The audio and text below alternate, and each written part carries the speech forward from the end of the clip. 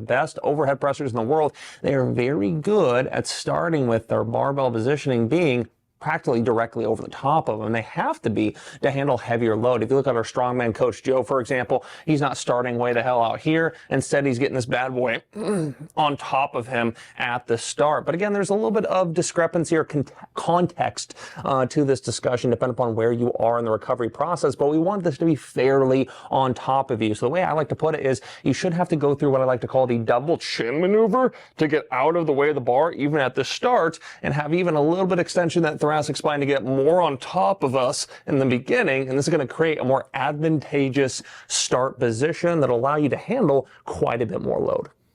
Awesome. Last performance point. Talk to us about leg drive, Brandon. Absolutely. So this is a lot of the points that we made so far are both relevant for the military strict overhead press as well as the push press, or a pressing variation in which we use our knee extensors, our lower body as well. Now, when it comes to including leg drive, this is something that a lot of people actually really struggle with, using those knee extensors to truly help the barbell move. But a few important performance points to this, first of which is we don't want a lot of hinge. Don't want a lot of hinge at all. So I will see people try to use their hip extensors to facilitate this, and they kind of go something like that there. If you look at my position from the side, this is rough. I have to extend the lumbar spine to keep my elbow directly under the barbell. It is a very rough and disadvantageous position to produce force from. So we want this to primarily, pretty much 100% actually, come from the knee flexion and extensors. So what we're going to do instead is we're going to stay nice and upright, pack position, barbell on top of us, and we're going to have our knee flexion and then actually have our knee extensors propel the barbell up. Now, if you notice, actually, I'll talk about Joe again, as he's a really good overhead presser on our coaching team. He does this incredibly well. He does a really good job at flexing the knee and using his knee extensors very forcefully to actually get load over the top of him. Now, another drill I really like to use to actually get people better at this is knee extension R&T band drill. That's not a very good name for it, I'll give you that, but it's a really good drill to facilitate somebody getting better at using those knee extensors to help load go overhead. Then the last note I would give you here is make sure we are absolutely stable. For force production to go upstream and into helping the barbell move, we cannot be loosey-goosey within the trunk. We cannot have an unstacked position. If we expect our knee extensors to be able to help the barbell move, we have to be absolutely stable and rigid. Energy transfer is huge. This is very similar to bench press, except most people in bench press, they might relax a little bit. They don't have massive amounts of deviation. We might crunch a little bit so we lose some of our arch. It's usually just not force transferring well. When we see the different overhead variations, I'll demonstrate a couple here from a weightlifting perspective. It's going to vary a lot, and it's quite like a deadlift where people go to produce force in the bar. If it's heavy, they dip for the first part of the leg drive, and this bar might sink a little bit, elbow position might get behind the bar. More importantly for the spine, they're going to round a little bit. It already sinks here, and then they drive, and they come back into extension or larger parts of extension. Remember, ideally, we want to hold position, especially with an injury, and maintain that. If you're holding a little bit of extension, that's better than coming into flexion and extension under load. We do not want that deviation. So, strict press, right? Boom, there's no drive. A lot of people will stay a little bit bent, and they'll get to here, and then they wobble and try to add leg drive. If you're turning into a true push press, you want a little bit of a dip. Initiation with the legs, and then I'm driving out with the arms. And again, the reason I go through these, I want you to pay attention to my stacked trunk in everything that I do. So, with that push press, dip, and the drive, I can come up on my tippy toes, but as I land, I need to finish with my arms, not driving here and extending into my low back. This has to stay the same. Then I get into a push jerk. If I dip and drive till the bar comes to a certain point, it's heavier now, I can't get any higher, whether I come to split or power stance, I'll split here, I drop down, notice how I maintained this position. When we get into snatch balance drills, this should be very, very advanced for a lot of you lifters, and for those of you who are coming back from weightlifting background, pay attention to the loading schemes that we talk about and positions, obviously, in programming section. So I'm dipping, I'm driving, I'm catching, and I'm coming up. Notice still this is stacked through the whole time.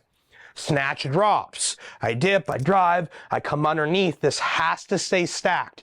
The only reason I highlight all those different positions, multiple variations from multiple sports, when we looked at leg drive, it had to drive through energy through a stiff core.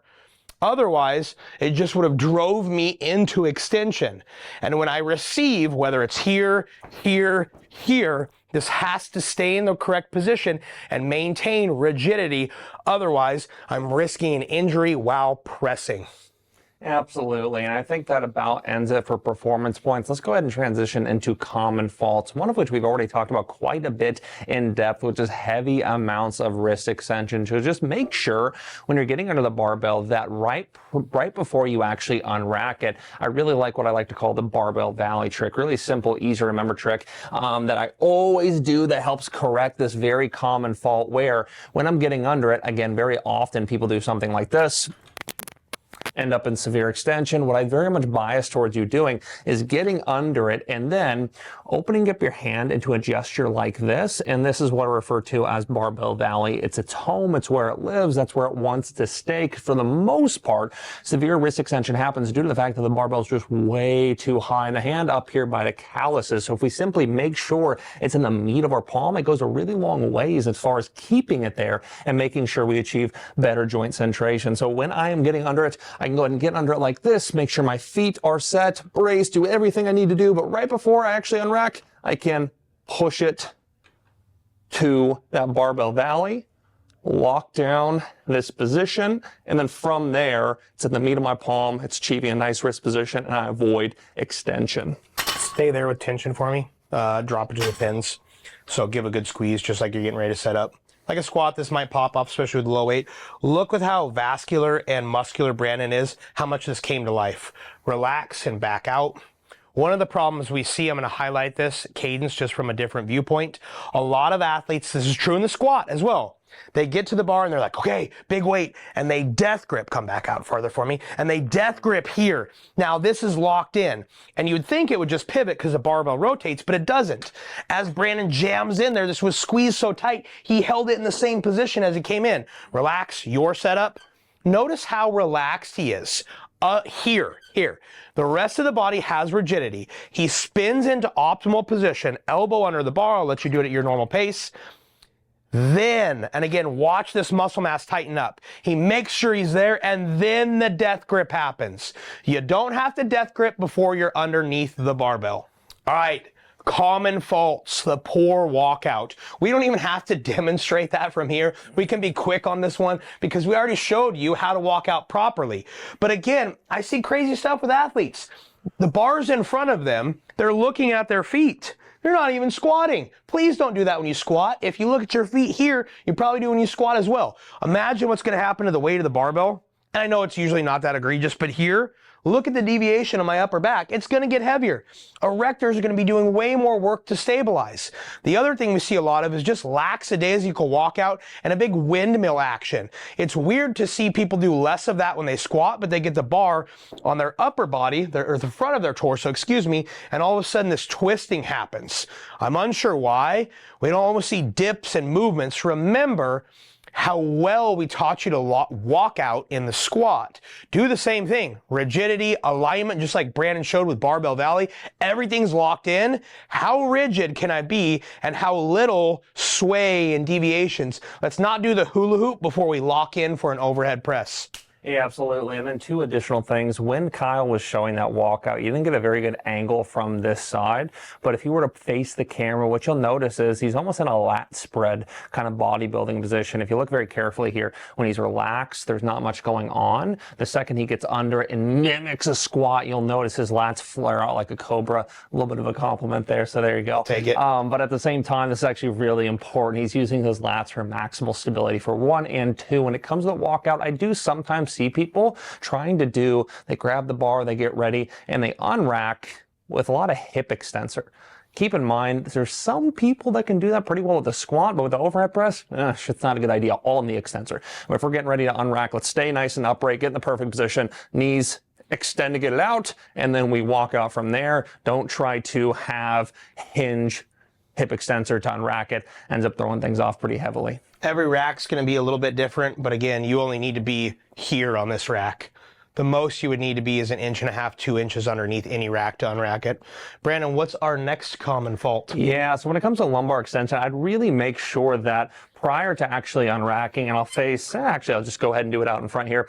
Prior to actually unracking, that we are fully braced. That rigidity checklist, people think about in relation to the deadlift, think about it in relationship to the squat, but don't so much think about it in relation to the overhead press. And a lot of people, as they get under, they go into quite a bit of anterior pelvic tilt. They try to unrack from here, and now they're kind of destined to only extend exclusively at that lumbar spine. But furthermore, all the other cues we talked about previously as far as common reasons why people specifically extend the lumbar spine still exist. When we are actually about to overhead press, I really like to think about getting or facilitating more thoracic extension by thinking about packing the head, or the double chin maneuver. That's one of my favorite cues. Double chin maneuver.